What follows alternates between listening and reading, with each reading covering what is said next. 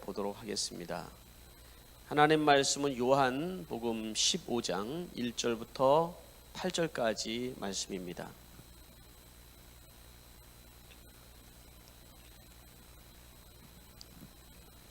요한복음 15장 1절부터 8절까지의 말씀, 새번역 성경으로 제가 여러분들을 대신하여서 읽어 드리도록 하겠습니다. 나는 참 포도나무요, 내 아버지는 농부이시다. 내게 붙어 있으면서도 열매를 맺지 못하는 가지는 아버지께서 다 잘라버리시고, 열매를 맺는 가지는 더 많은 열매를 맺게 하시려고 손질하신다. 너희는 내가 너희에게 말한 그 말로 말미암아 이미 깨끗하게 되었다. 내 안에 머물러 있어라. 그리하면 나도 너희 안에 머물러 있겠다. 가지가 포도나무에 붙어 있지 아니하면 스스로 열매를 맺을 수 없는 것과 같이 너희도 내 안에 머물러 있지 아니하면 열매를 맺을 수 없다. 나는 포도나무요, 너희는 가지이다. 사람이 내 안에 머물러 있고 내가 그 안에 머물러 있으면 그는 많은 열매를 맺는다. 너희는 나를 떠나서는 아무것도 할 수 없다. 사람이 내 안에 머물러 있지 아니하면 그는 쓸모없는 가지처럼 버림을 받아서 말라버린다. 사람들이 그것을 모아다가 불에 던져서 태워버린다. 너희가 내 안에 머물러 있고 내 말이 너희 안에 머물러 있으면 너희가 무엇을 구하든지 다 그대로 이루어질 것이다. 너희가 열매를 많이 맺어 내 제자가 되면 이것으로 내 아버지께 영광을 받으실 것이다. 아멘. 아멘. 네, 우리 집에서 예배하시는 분들도 큰 소리로 아멘 해주시기를 바랍니다. 아멘. 네. 잠시 기도하겠습니다. 할렐루야. 하나님 아버지, 2022년 새해가 밝았습니다. 우리에게 또다시 허락하신 새해 2022년도에 하나님의 은혜와 축복이 넘쳐나기를 소망합니다. 환경과 여건과 상황은 우리에게 어두워 보이지만은 그러나 하나님의 손길과 하나님의 일하심을 우리가 믿게 하여 주시고, 하나님 2022년도에 주님 안에 붙어 있는 우리의 삶을 통하여서 넘치는 열매들이 우리 안에 있게 하여 주시옵소서. 오늘 특별히 예배하는 중에 주님께서 치유의 역사가 있게 하여 주시고 회복의 역사가 있게 해 주시고 하나님을 만나는 축복의 시간이 되게 해 주시옵소서. 예수님의 이름으로 기도하옵나이다. 아멘. 이 시간에 저는 여러분과 함께 올해 2022년도 주제 말씀을 제가 정했는데, 그 말씀이 요한복음 15장에 나오는 말씀입니다. 오늘 말씀 제목도 내 안에 머물러 있으라. 원래 주 안에 머물러 있으라, 주님 안에 머물러 있으라, 광고가 이렇게 또 나가기도 했는데, 성경에 있는 말씀 그대로 우리가 말씀을 올해 붙들고 이 말씀을 가지고 한 해 동안 우리가 한번 열심히 달려가 보려고 하고 있습니다.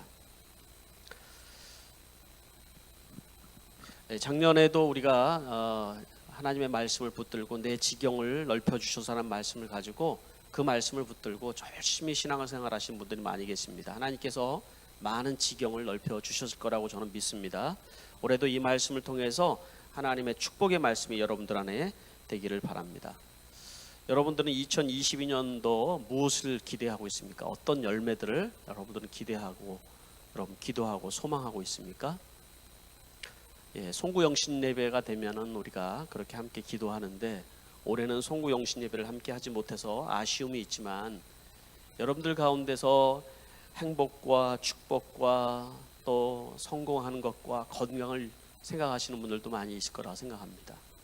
또 마음적으로는 평안을 얻고 사랑과 기쁨과 하나님의 위로, 이런 것들을 또 기도하시는 분들도 많이 있을 거라고 생각을 합니다. 이 모든 것들은 사실은 우리는 하나님이 주시는 것들인데, 하나님과의 관계 속에서 사실은 열려지는 열매라고 저는 믿습니다. 그러니까 올해 한 해 우리가 회복해야 될 것은 뭐냐? 하나님과의 관계의 회복이라고 생각합니다. 예수님께서도 우리에게 말씀하신 가장 신앙생활에 중요한 것은 뭐라고 말씀하시죠? 관계라고 말씀을 하셨어요. 하나님과의 관계, 이웃과의 관계라고 말씀을 하고 있다라는 거죠. 구원이라는 개념이 뭘까요? 여러분, 구원받았다라는 것이 뭘 얘기하는 겁니까? 여러분, 많은 것을 설명할 수 있지만 하나님과의 나 사이에 깨어진 관계가 회복이 되는 거예요. 그게 구원인 거잖아요. 그래서 우리가 죄 때문에 깨어진 그 관계가 회복이 돼서 하나님의 나라에 들어가는 것, 그게 구원인 것이잖아요. 우리가 성숙한다는 개념도 무엇을 얘기를 하는 걸까요? 관계 속에서 열려지는 열매도 성숙해지는 겁니다, 여러분. 그러니까 관계가 이렇게 힘들고 그런 경우들은 성숙했다고 얘기를 할 수가 없는 것이죠.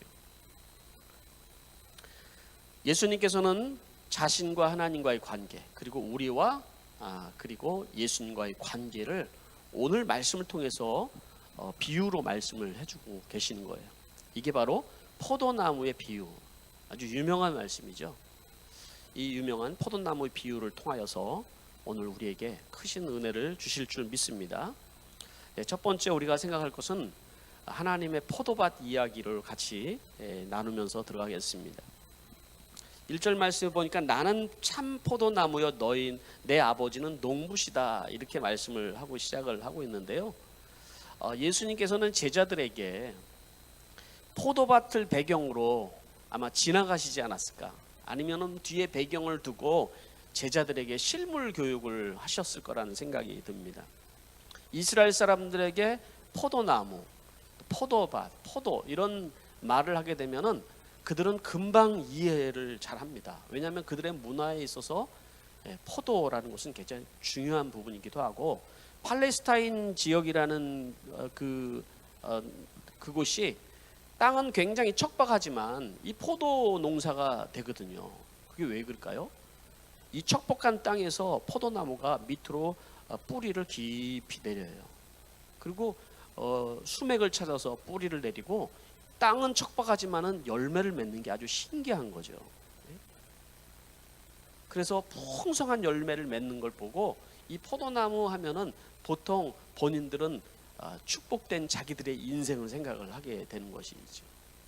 우리의 삶도 어떻게 보면 척박한 삶이지만 이 뿌리를 깊이 내려서 그 깊이 시냇가에 심기운 나무처럼 물을 끌어다 댕기면서 포도 열매를 맺는 그런 것을 우리는 시편 속에서도 우리가 들었고 우리도 상상하지 않습니까, 여러분? 그러니까 올 한 해도 여러분 우리의 상황은 척박하지만 포도나무의 열매 많이 맺는 그런 축복된 한 해가 되어야 될 줄 믿습니다. 그 이스라엘 사람들이 그걸 생각을 했을 거라는 거예요. 그런데 오늘 예수님께서 뭐라고 말씀을 하면서 시작하냐면 내가 참 포도나무다, 이렇게 얘기를 하고 시작을 하는 거예요. 내가 참 포도나무다. 이스라엘 사람들은 자기들이 포도나무라고 생각했는데 오늘 예수님께서 내가 참 포도나무다, 이렇게 얘기를 하는 거예요. 이 포도나무를 선택하신 이유는 예수님께서 하나님과의 자기의 관계, 또 우리가 예수님과의 관계 속에서 많은 열매를 맺어야 된다는 것을 설명해 주기 위해서 오늘 이 포도나무 비유를 말씀을 하고 있는 것이죠. 그리고 예수님께서 또 말씀을 하시잖아요. 그러면 우리는 누구냐? 우리는 5절 말씀에 나는 포도나무여 너희는 가지다, 이렇게 얘기를 하고 있잖아요. 우리는 가지다라는 거예요. 가지. 우리는 바로 여기서 얘기하는 너희는 가지다라고는 그 너희는 누구를 얘기해요? 예수님을 믿고 구원받은 자들을 가리키는 거예요. 그러니까 세상 사람들을 가리키는 것이 아니라 너희는 예수를 믿고 예수님을 따른다는 제자들을 가리키고 예수를 믿는다고 하는 사람들을 가리키는 거예요. 그 가지는 절대로 이 나무를 떠나서는 존재할 수 없는 거라는 거죠. 나무, 포도나무, 참 포도나무인 예수님을 떠나서는 절대로 객체로 존재할 수가 없는 것이다.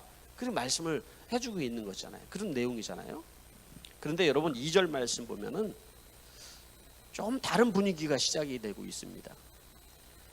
농부이신 하나님의 탄식 소리를 저는 여기서 들을 수가 있어요. 또 예수님의 탄식 소리를 들을 수가 있어요.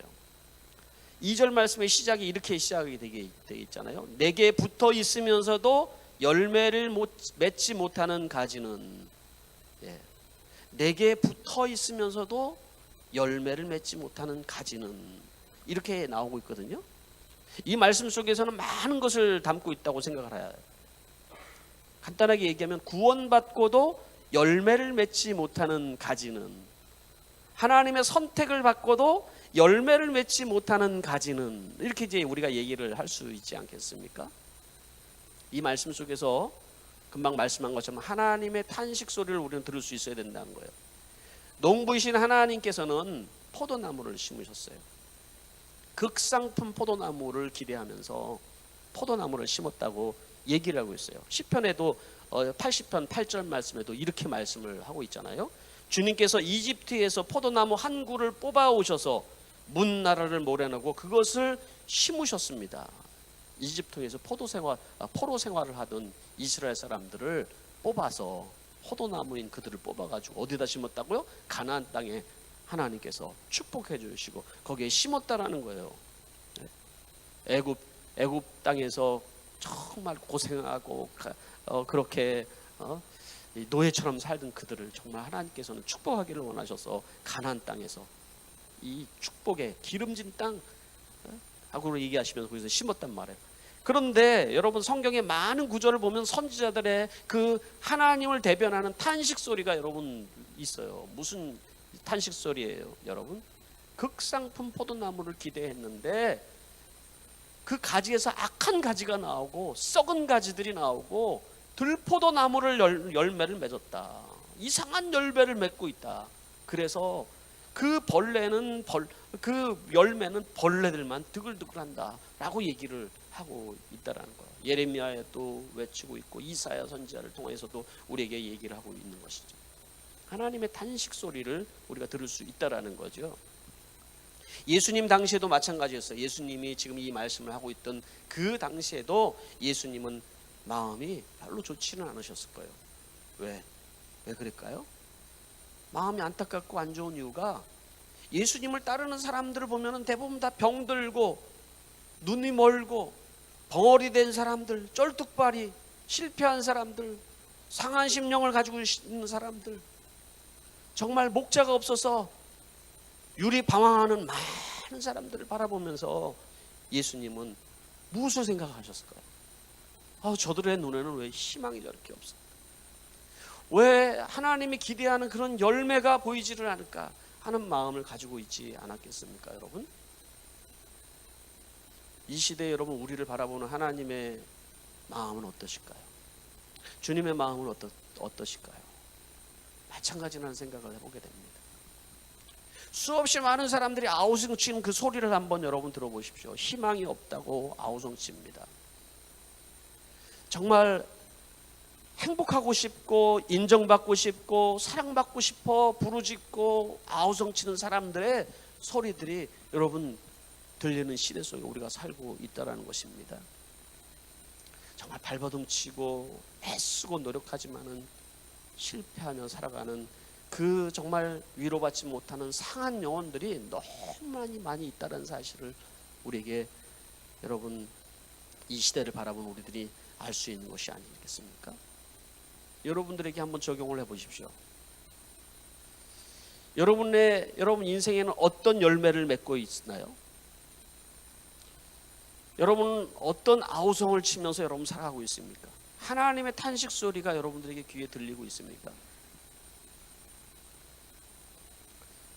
두 번째, 제가 오늘 말씀에 묵상하면서 한 것은 열매 맺지 못하는 이유가 무엇인지, 오늘 4절 말씀에 보니까 이렇게 얘기를 하고 있는 거예요. 내 안에 머물러 있어라. 그리하면 나도 너희 안에 머물러 있겠다. 가지가 포도나무에 붙어 있지 아니하면 스스로 열매를 맺을 수 없는 것과 같이 너희도 내 안에 머물러 있지 아니하면 열매를 맺을 수 없다라고 얘기를 하고 있어요. 가지가 포도나무에 붙어 있지 아니하면 스스로 열매를 맺을 수 없다. 그러니까 너희는 내 안에 머물러 있어라. 이 말씀을 해주고 있는 것이죠. 포도나무가 열매를 맺지 못하는 이유가 뭐라고 얘기를 하고 있습니까? 머물러 있지 않더라는 거예요. 붙어 있지 않다라는 거예요. 그 얘기는 관계에 문제가 생겼다, 이 얘기를 우리에게 해주고 있는 거예요. 양분을 섭취할 수가 있는 거예요. 마치 여러분 호수가 물을 틀면 호수에서 물이 쫙 나가지고 여기저기 물을 줄 수 있는 그 호수가 꺾여버린 것 같은 거예요. 물이 나가지를 않는 거예요, 여러분. 마치 화분에 예쁘게 꽃이 펴 있지만 그러나 뿌리가 딱 잘려버렸어서 지금 당장은 예뻐 보이지만은 그러나 그것이 생명이 없다는 사실을 예수님께서 말씀을 해주고 있는 것이죠. 그래서 예수님께서 오늘 이 말씀을 하시면서 그 뒤에 말씀에 오늘 그 전에 2절 말씀 후반절에 이렇게 얘기하죠. 농부이신 하나님께서 우리를 보살피시고 손질을 하신다. 우리를 보살피시고, 왜? 열매를 맺게 하기 위해서. 정말 많은 열매를 기대하시면서 계속 보살피시고 손질을 하신다, 그렇게 얘기를 하는 거예요. 그렇죠? 2절 말씀에 우리가 읽었던 부분이지만은 내게 붙어 있으면서도 열매를 맺지 못하는 가지는 아버지께서 다 잘라버리고 열매를 맺는 가지는 더 많은 열매를 맺게 하시고 손질을 하신다. 아버지께서 어떻게 하신다고요? 잘라버리신다. 잘라버리고 또 손질하시고. 근데 이 잘라버린다라는 그 말이 어떻게 여러분들이 들려집니까? 열매를 맺지 않으면 하나님께서 딱 잘라버려가지고 다 이렇게 버리시는구나, 여러분 이렇게 느껴질 수가 있습니다. 그렇게 번역이 되어 있기 때문에 그럽니다. 여기에 잘라버린다라는 그 원어는 아이로라는 원어에서 나온 말을 그대로 해석을 한 것인데 사실은 두 가지 뜻이 있습니다. 최근에는 학자들이 이것이 잘라버린다는 뜻이 아니라 들어올린다라는 뜻으로 우리가 이해를 해야 된다라고 얘기하는 사람이 더 힘을 얻고 있습니다. 잘라버린다는 뜻이 있고 아이로는 또 들어올린다라는 뜻이 있는 거예요.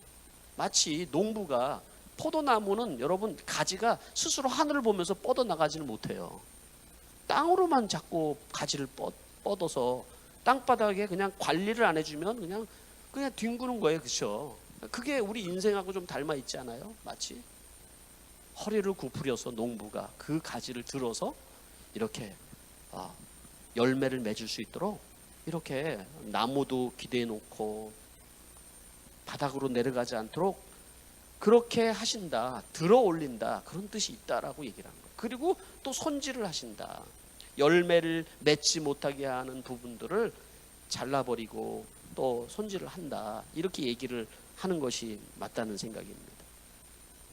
여러분, 우리의 삶이 마치 그런 것이죠. 하나님을 떠나서 우리는 마치 이 세상의 흙바닥에 나뒹구는 그런 존재처럼 우리가 살아갈 때가 많이 있지만 하나님은 우리를 포기하지 않고 우리가 끝까지 열매 맺으면서 축복된 인생, 하나님의 은혜 안에 거하는 삶을 살기를 하나님이 간절히 원하신다는 거예요. 네? 하나님은 우리에게 고통스럽게 하시는 것이 아닌 거예요. 여러분, 우리는 왜 하나님이 살아계시면 우리에게 고통스럽게 하시는가, 그게 아니라 여러분, 우리 인간의 그 근본 자체가 이 죄 가운데 땅바닥에 뒹굴면서 스스로 고통을 하면서 사는 인생들이라는 거예요. 그게 하나님은 우리를 그런 인생을 우리를 구원하시기를 원하시고 열매 맺는 인생이 되게 하시기를 원하신다라는 거예요. 그리고 우리에게 필요 없는 것들, 우리가 그런 열매를 맺게 되는데 필요 없는 이 세상에 있는 것들이 있잖아요. 잘못된 습관이나 삶의 방식이나 가치관이나 또 마음에 용서하지 못하는 것들이나 이 모든 것들을 다 가지치기를 하기를 원하신다라고 말씀하는 거예요. 열매 맺게 하기 위해서. 네? 그걸 여기서 손질하신다라는 표현으로 하셨다고 저는 생각해요. 하나님의 손. 여러분, 하나님의 손질을 여러분 당하시기를 원하십니까? 네. 당해야죠. 우리는 당해야 되는 거예요. 열매를 맺으려면 하나님의 손질을 당해야 되는 거예요. 하나님이 우리를 손질하시고 할 때 우리는 고통스럽게 느낄 수가 있어요. 왜 우리에게 이런 고통을 주십니까? 왜 나에게 이런 환난과 시련을 하나님 주십니까? 왜 내 삶에는 열매가 하나도 없이 하나님 나에게는 왜 축복하지 않습니까? 이게 이스라엘 사람들의 외침이었어요. 근데 하나님은 내 손이 짧아서 너희들에게 축복하지 못하는 게 아니야. 내가 능력이 없어서 너희들의 기도를 들어주지 않는 것이 아니다. 이사야 선지자를 통해서 우리에게 말씀하고 있지 않습니까? 여러분, 내 삶에 하나님이 가지치기를 원하시는 부분들이 뭐가 있나요? 올 한해 여러분 주님 앞에 붙어 있기 위해서 내가 가지를 쳐야 되는 잘못된 습관들이나 또 잘못된 사고방식이나 잘못된 마음들이나 그런 것들이 뭐가 있을까요, 여러분? 하나님은 또 우리를 이렇게 보살피고 손질하실 뿐만 아니라 3절 말씀 보니까 너희는 내가 너에게 말한 그 말로 말미암아 이미 깨끗하게 되었다. 뭘로 깨끗하게 됐다고요? 그 말로 말미암아, 그 말씀으로 말미암아 우리를 깨끗하게 하신다라는 거예요. 가지치기 하고 그냥 끝나는 것이 아니라 하나님은 우리를 계속 깨끗하게 하시는 분이에요. 깨끗하게. 그 말씀으로 말미암아 우리를 깨끗하게 하시는 분이다. 하나님은 그 말씀으로 인하여서 우리를 이 세상을 창조하셨고 그 말씀으로 인하여서 우리를 구원하셨고 그 말씀으로 인하여서 우리를 깨끗하게 하시는 분이라는 거예요. 말씀으로 여러분 깨끗함을 받고 있습니까, 여러분? 네? 하나님의 말씀이 우리 안에 들어올 때 여러분은 깨끗함을 얻을 수 있는 거예요, 여러분. 여러분의 목장에서 하나님의 말씀을 듣고 함께 그 말씀을 적용하면서 나의 더러운 죄들을 바라보면서 내가 하나님 앞에 붙어 있지 못하고 포도나무인 가지에 붙어 있지 못하는 부분들을 서로 나누면서 아파하고 기도하고 서로 치료하고 회복하는 것이 여러분 우리 목장 모임 아니겠습니까, 여러분? 여러분 지난주에 말씀에 무엇을 여러분 목장 모임 속에서 여러분들 같이 나눴어요? 간수 이야기. 터전이 흔들린 상황 속에서 벼랑 끝에 몰린 간수를 바라보면서 무슨 여러분 묵상을 여러분들은 하셨습니까, 여러분? 터전이 흔들릴만한 사건 속에서 여러분 우리는 하나님의 손길을 바라보지 못하고 우리는 스스로 자기의 삶을 선택하여 자결하려는 모습, 스스로 선택하여서 살아가려는 모습이 그게 우리 인간의 모습이더라는 거예요, 그게 여러분. 근데 하나님은 말씀을 통해서 여러분들이 함께 이 말씀을 듣고 내가 그렇게 살았노라고, 내가 그렇게 하나님 없이 그렇게 고통스러우며 살아왔노라고 그렇게 말씀을 나누는 그 일로 인해서 우리가 깨끗해지는 것 아니에요, 여러분? 그러니까 여러분 말씀은 그냥 우리가 듣고 마는 것이 아니라 하나님의 말씀이 우리의 삶에 적용되어지고 그 말씀을 같이 나누면서 우리가 서로를 깨끗하게 합니다, 여러분. 4절 말씀에 보면은 그러면서 이렇게 얘기하죠. 내 안에 머물러 있어라. 그리하면 나는 너희 안에 머물러 있겠다. 가지가 포도나무에 붙어 있지 아니하면 스스로 열매를 맺을 수 없는 것 같이 너희도 내 안에 머물러 있지 아니하면 열매를 맺을 수 없다. 지금 예수님께서 계속 반복해서 8번이나 말씀하신 단어가 있어요. 제가 이게 쉬어보니까 뭐냐면 머물러 있어라라는 단어, 머물러라는 단어에 계속 말씀하고 있는 거예요. 이게 얼마나 많이 강조를 하고 있는지 몰라요, 이 말씀. 그러니까 여러분 신앙은 철저히 주님 앞에 머물러 있으려는 싸움이에요. 다시 한번 여러분 기억하셔야 돼요. 신앙은 철저하게 우리가 주님 안에 머물러 있으려는 싸움이라는 거예요. 이 포도나무 비유를 통해서 우리에게 주님께서 우리에게 하시는 말씀은 머물러 있어야 된다, 이렇게 말씀을 계속 하고 있다라는 거예요. 그게 너희들이 열매를 맺는 비결이야. 포도나무가 붙어 있지 않으면 스스로 열매를 맺을 수 없는 것처럼 내 안에 머물러 있지 않으면 열매를 맺을 수가 없어. 개역개정 성경은 이렇게 표현하고 내 안에 거하지 아니하면이라고. 다 같은 뜻인 거예요. 다 같은 말이에요. 머물다, 거하다, 붙어 있다. 신앙생활을 처음 하면 제일 중요한 건 뭐냐면 붙어 있으려는 노력인 거예요. 내가 붙어 있어야 되는 게 처음에 신앙생활. 그래서 그토록 얘기를 하는 거예요.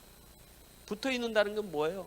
그래도 예배 드리려고 하고, 그래도 내가 목장에서 붙어서 같이 은혜를 조금이라도 얻으려고 하고, 그래도 말씀을 들으려고 하고 하는 이 붙어 있으려는 노력이 여러분 생명력을 공급해 준다라는 거예요, 여러분.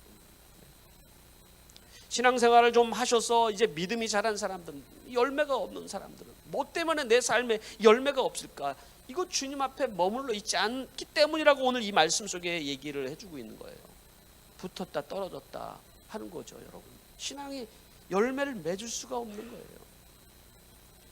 거하다라는 뜻은 그 말 자체가 머물다라는 뜻이 밖에 있는 사람들이 안으로 들어오다라는 얘기잖아요. 예수 밖에 있던 사람들이 예수 안에 들어와서 구원을 받는다는 뜻이기도 하고요. 또 신앙생활 교회에서 보면 교회 밖에 있던 사람들이 교회 안에 와서 함께 여러분 은혜를 나누고 함께 즐거워하고 한 공동체가 된다는 의미를 또 얘기하는 것이잖아요. 제가 목회를 하면서 신앙이 자라지 않는 사람들 특징 한 가지를 발견하는데, 그건 뭐냐면요, 머물지 못하는 사람이에요. 마음이 머물지 못하는 사람들. 그러니까 오랫동안 내가 같은 공동체 안에 있으면서도 표현도 이렇게 표현을 할 때가 있어요. 이 교회는, 저 교회는, 내가 지금 머물고 있는 이 교회를 통해서 이 교회가 되는 거야. 이 교회. 주님의 교회도 아니고 내가 속한 이 공동체가 제3자의 입장에서 바라보는 이 교회가 될 때가 많이 있단 말이에요. 그러니까 비판의식만 높아질 때가 많이 있어요. 같이 속하여 있지 않고 누군가가 뭐를 했을 때 그것을 그냥 바라보는 것이 아니라 비판의 눈으로 바라보고, 그것을 판단의 눈으로 바라보고. 목장에서도 마찬가지잖아요, 여러분. 목장에서도 내가 이 목장 안에 들어와서 우리가 하나 되었다라는 개념을 가지고 거하는 것이 아니라 우리는 제3자의 입장에서 왜 이렇게 하니 저렇게 하니 라고 얘기를 할 때 우리 신앙은 절대 자라지 않는다라는 거예요. 우리 가정도 마찬가지예요.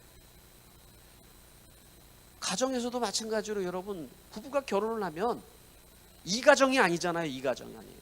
우리 가정인 거예요, 이게. 그런데 남편은 딴 데 가서 딴짓하고 집에 오면 마음을 주지 않고, 아내도 집에 다는 마음을 주지 않고 딴 생각하고 다니고, 그러면 여러분 그 가정은 되는 법이 없어요. 하나님이 절대로 열매 맺게 하지 않는다라는 거죠. 열매를 맺을 수가 없어요.